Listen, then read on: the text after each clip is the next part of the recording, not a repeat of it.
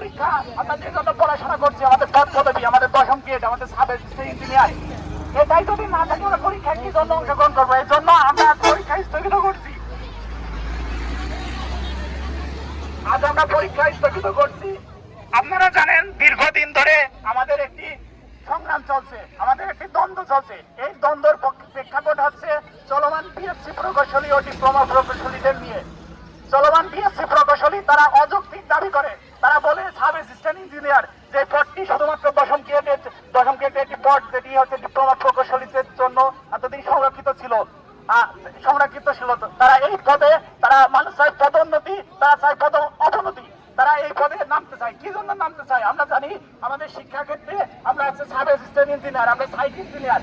আমাদের সাইটের কাজগুলো কিভাবে বাস্তবায়ন করা হবে সুশৃঙ্খল ভাবে, সেগুলো আমাদের পড়াশোনার ভিতরে শেখানো হয়। অন্যদিকে একজন বিএসসি ইঞ্জিনিয়ার, একজন তাদের থিওরিটিক্যাল বিষয়, তাদের ড্রয়িং বিভিন্ন ধরনের ল্যাব ফ্যাসিলিটির মাধ্যমে রাখা হয়, তাদের তাত্ত্বিক জ্ঞান দেওয়া হয়, কি ধরনের অ্যানালাইসিস জ্ঞান দেওয়া হয়, এবং সেইগুলোর উপরে বাস্তবায়ন করে আমরা ফিল্ড লেভেলে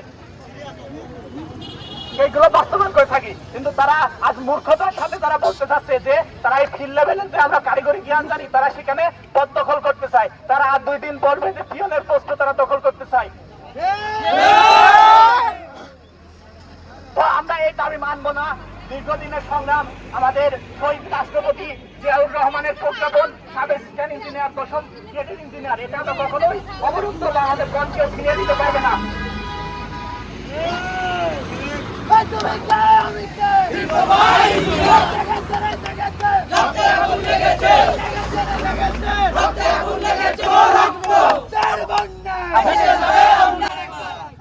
সর্বশেষ আমরা বলতে চাই যে আমরা রাজপথ কাঁপিয়েছি। আমাদের এই সংগ্রাম, আমরা 13 সালে সংগ্রাম করেছি, 13 গুণ 26, আমরা দ্বিগুণ শক্তিতে এবার রাজপথ কাঁপিয়ে দেখে দেবো।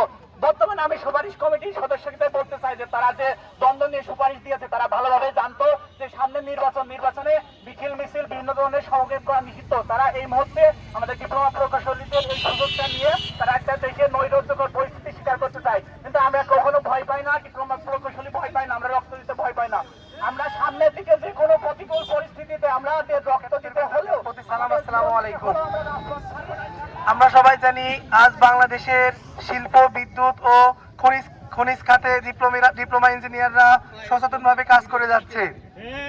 কিন্তু আজ আমরা দেখতে পাচ্ছি ডিপ্লোমা ইঞ্জিনিয়ারদের সাথে আজকে বৈষম্য করা হচ্ছে।